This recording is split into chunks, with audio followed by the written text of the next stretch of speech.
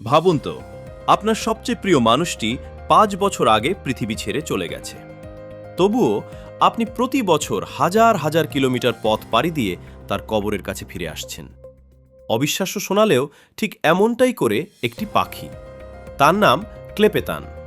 আর এই অবিশ্বাস্য প্রেমের গল্পের শুরু ক্রোয়েশিয়ার ছোট্ট একটি গ্রাম থেকে। 1993 সালে গ্রামের এক ব্যক্তি স্টিয়াপান ভোকিচ নদীর ধারে আহত অবস্থায় একটি স্ত্রী সারস পাখিকে খুঁজে পান। পাখিটির নাম দেন মালেনা। শিকারীর গুলিতে তার ডানা ক্ষতিগ্রস্ত হয়েছিল, তাই সে আর কোনোদিন উঠতে পারেনি। স্টিয়াপান তাকে নিজের পরিবারের সদস্যের মতো তো যত্নে বড় করে তোলেন। কিন্তু প্রতি শীতে যখন অন্য সব সারস আফ্রিকায় চলে যেত, মালেনা একা ছাদের ওপর বসে আকাশের দিকে তাকিয়ে থাকত। তারপর 2001 সালে ঘটে এক আশ্চর্য ঘটনা।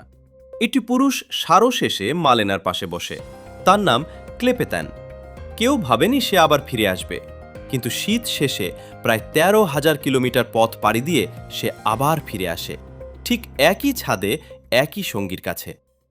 এরপর শুরু হয় পৃথিবীর সবচেয়ে সুন্দর প্রেমের গল্পগুলোর একটি। প্রতি বছর শীতে আফ্রিকায় উড়ে যেত ক্লেপেতান, আর প্রতি বসন্তে সে ফিরে আসত মালেনার কাছে। একবারও ভুল করেনি পথ, একবারও ভুলে যায়নি তার সঙ্গীকে।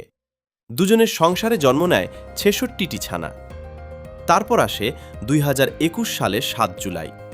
মালেনা মারা যায় 28 বছর বয়সে। সবাই ভেবেছিল এবার হয়তো ক্লেপেতান আর ফিরে আসবে না, কিন্তু গল্পটা এখানেই শেষ নয়। আজও নতুন সঙ্গী থাকা সত্ত্বেও প্রতি বছর ক্লেপেতান ক্রোয়েশিয়ায় ফিরে আসে, আর সবার আগে যায় সেই আপেল গাছের নিচে যেখানে চিরনিদ্রায় শুয়ে আছে মালেনা। এখন তার বয়স 36 বছর। আগের মতো দ্রুত উঠতে পারে না, পথে বিশ্রাম নিতে হয়। তবুও সে আসে, কারণ কিছু সম্পর্ক সময়ের চেয়েও বড়, দূরত্বের চেয়েও শক্তিশালী। একটা পাখি যদি তার ভালোবাসাকে এত বছর ধরে মনে রাখতে পারে, তাহলে আমরা মানুষ কত সহজেই না ভুলে যাই।